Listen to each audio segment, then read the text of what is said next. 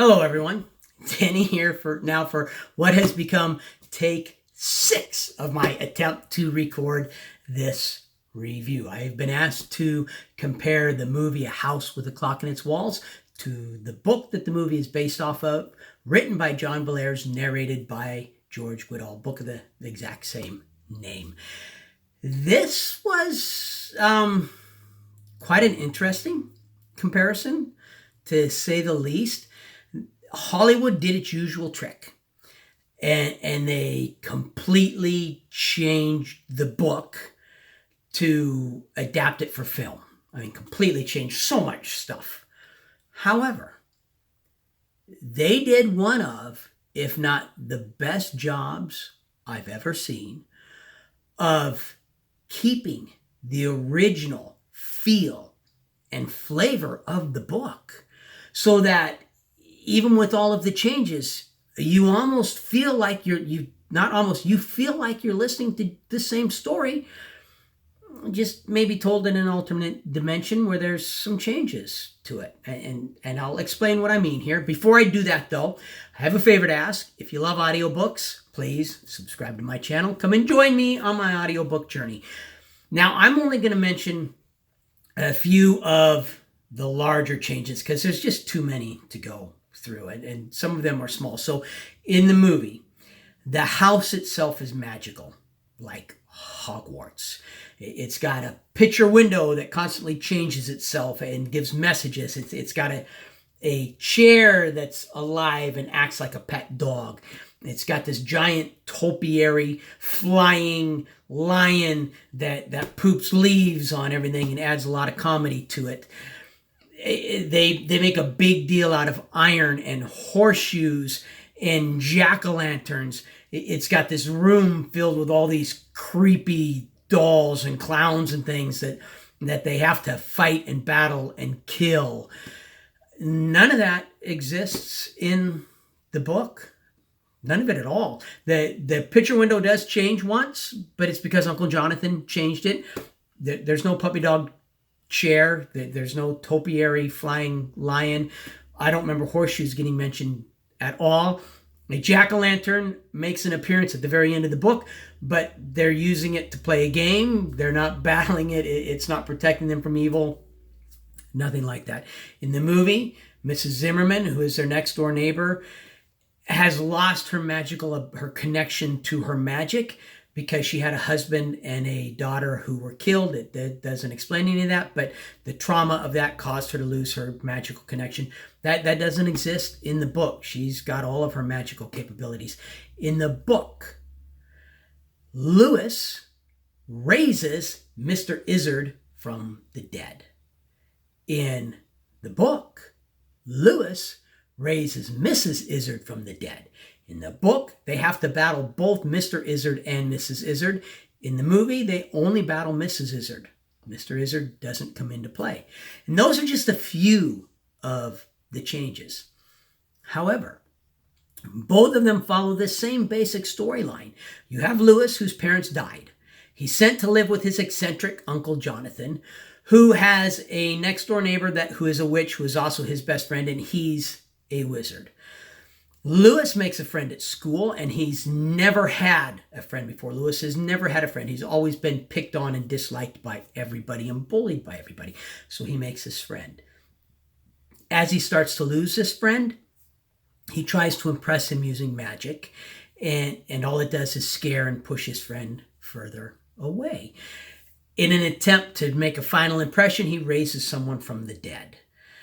There's the house they live in has a clock in its walls, and it's a doomsday clock, and they have to find the clock and save the world. And they find the clock and save the world. There's an 8-ball that comes into play in both. It appears constantly throughout the movie. It doesn't appear until the very end of the book.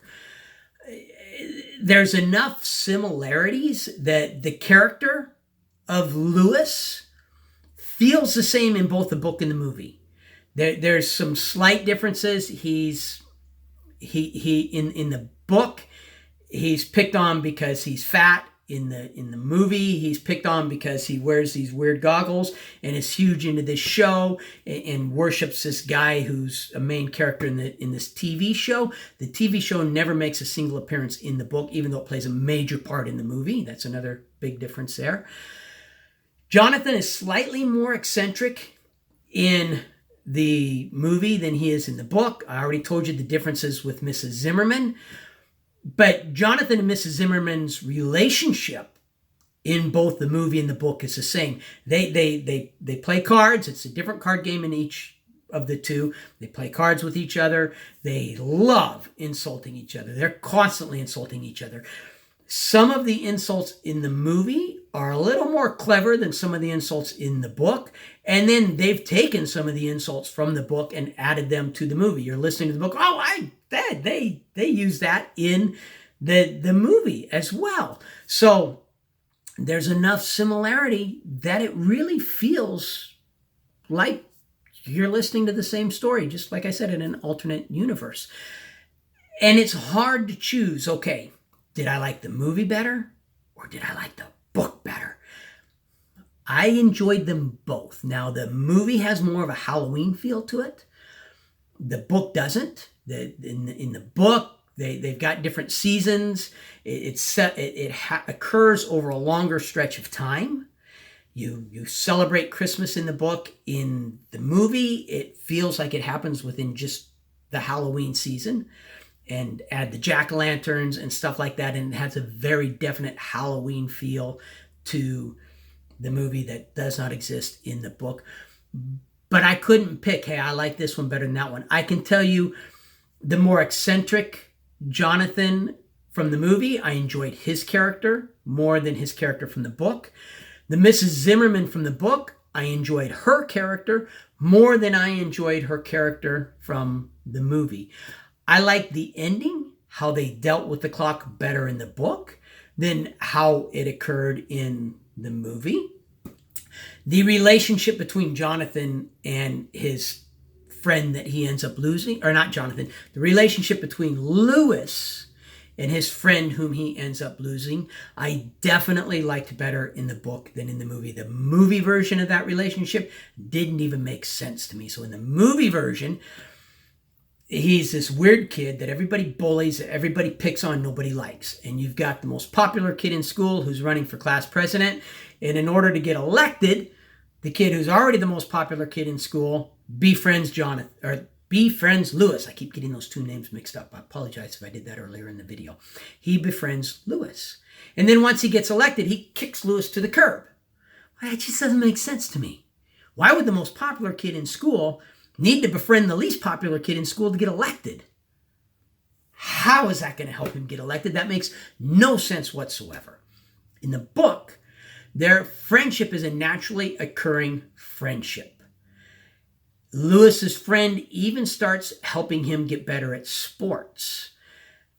And then natural distance starts to occur. In both the movie and the book, his friend has a broken arm and can't play football. The arm heals and he gets back to playing football. Well, Lewis can't play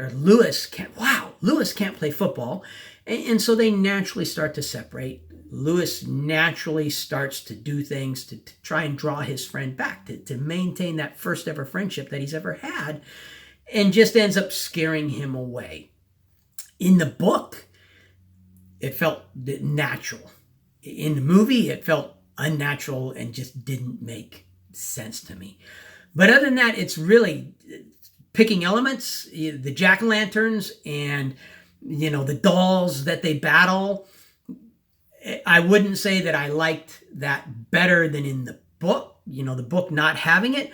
What I would say is that makes sense as to why they added that to the movie. And it does add to the movie. I don't know that it was needed in the book. I don't think it would have added anything to the book. They both stand up really well on their own. And like I said, they both feel very similar. So you get the same kind of a feeling from both of them, short of the seasonal feeling of the movie. That being said, if you like this video, please hit the like button. If you like my channel, subscribe. Turn on notifications.